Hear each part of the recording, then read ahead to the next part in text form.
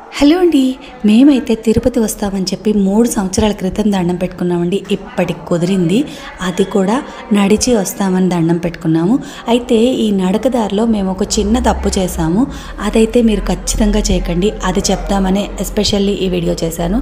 First అయితే మేము శ్రీవారి మెట్టు దగ్గరకు వచ్చి మనం నడకదారి స్టార్ట్ చేసేటప్పుడు ఒక దీపం వెలిగించి కొబ్బరికాయ కొట్టి స్టార్ట్ చేస్తాం కదా, అందరిలాగానే నేను కూడా అదే పని చేశాను. ఇలా చేసేసి స్టార్ట్ అయ్యామన్నమాట. అయితే చాలా కష్టం అనిపించిందండి అందులో. కానీ మళ్ళీ భగవంతుడి దగ్గరికి వెళ్తున్నామనే హ్యాపీనెస్తో తొందరగా అలా కాసేపు కూర్చుంటూ లేస్తూ అలా మెట్లయితే మొత్తానికి ఎక్కేసాం. అయితే ఇక్కడ మేము చేసిన తప్పు ఏంటి అంటే, అయితే ఇది కొంతమందికి తెలిసి ఉండొచ్చు, కొంతమందికి తెలియకపోవచ్చు. తెలియని వాళ్ళకి యూజ్ అవుతుందని మాత్రమే నేను చెప్తున్నానండి.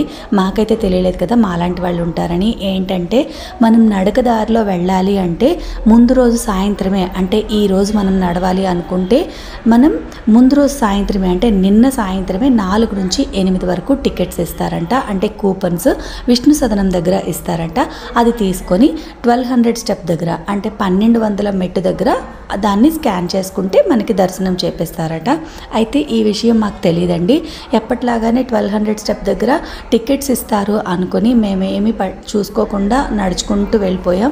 అక్కడికి వెళ్ళాక వాళ్ళని అడిగితే వాళ్ళు ఈ విషయం చెప్పారు. ఓ సూరం అనిపించిందండి. అయ్యో, ఒక దర్శనం మిస్ అయిపోయామే అని చాలా బాధ అనిపించింది.